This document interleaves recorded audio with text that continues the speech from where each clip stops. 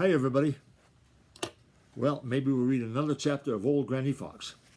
And hello, first of all, to Jackson, Matthew, Marjorie, and Emma here in Maine, Malia and Lucas in Missouri, Kai Ming and Rukai in Washington State, Hope here in Maine, hi Hope, Sylvia and Dylan in Maine, and Lucas in Maine, Leslie and Mary over in England, Kayla in Maine, and Sylvia, Macy, and Lillian also here in Maine.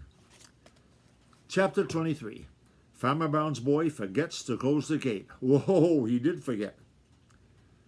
How easy it is to just forget until, alas, it is too late. The most methodical of folks sometimes forget to shut the gate. That's from Old Granny Fox. Farmer Brown's boy is not usually the forgetful kind. He is pretty good about not forgetting. But Farmer Brown's boy isn't perfect by any means. He does forget sometimes, and he is careless sometimes. He would be a funny kind of boy otherwise. But take it day in and day out, he is pretty thoughtful and careful. The care of the hens is one of Farmer Brown's boy's duties. It's one of those duties which most of the time is a pleasure. He likes the biddies. He likes to take care of them. Every morning, one of the first things he does is to feed them and open the hen house so they can run in the hen yard if they want to. Every night, he goes out just before dark, collects the eggs, and locks the hen house so that no harm can come to the biddies while they are asleep on their roost. After the big snowstorm, he had shoveled a place in the hen yard where the hens could come out and exercise and get a sun bath when they wanted to.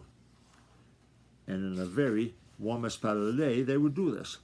Always in the daytime, he took the greatest care to see that the hen yard gate was fastened. For no one knew better than he how bold Granny and Reddy Fox can be when they are very hungry. And in winter, they are very apt to be very hungry most of the time.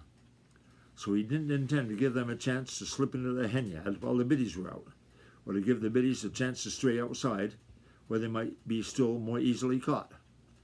But at night, he sometimes left that gate open, as Granny Fox had found out.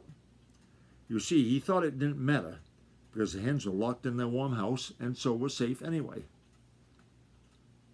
It was just at dusk of the afternoon of the day when Granny and Reddy Fox had talked over a plan to get one of those fat hens. The Farmer Brown's boy collected the eggs, saw to it that the biddies had gone to roost for the night. He had just started to close the little sliding door across the hole through which the hens went in and out in the daytime when Bowser the Hound began to make a great racket, as if terribly excited about something.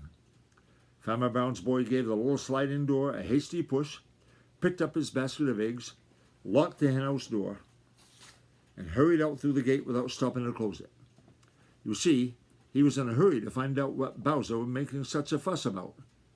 Bowser was yelping and whining and tugging at his chain. It was plain to see that he was terribly eager to be free. "What is it, Bowser, old boy? Did you see something?" asked Farmer Brown's boy as he patted Bowser on the head. "I can't let you go, you know, as you probably would go off hunting all night and come home in the morning all tired out and with sore feet. Whatever it was, I guess you scared it out of a year's growth, old fellow, so we'll let it go at that." Bowser still tugged at his chain and whined, but after a little while he quieted down. His master looked around behind the barn to see if he could see what had so stirred up Bowser, but nothing was to be seen. And he returned, patted Bowser once more, and went into the house, never once giving that open hen yard gate another thought. Half an hour later, old Granny Fox joined Reddy Fox, who was waiting on the doorstep of their home. "It is all right, Reddy. That gate is open," said she. "How did you do it, Granny?" asked Reddy eagerly. "Easily enough," replied Granny.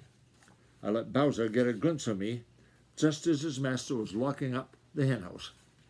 Bowser made a great fuss, and of course Farmer Brown's boy hurried out to see what it was all about. He was in too much of a hurry to close that gate, and afterwards he forgot all about it, or else he thought it didn't matter. Of course I didn't let him get so much as a glimpse of me." "Of course," said Reddy.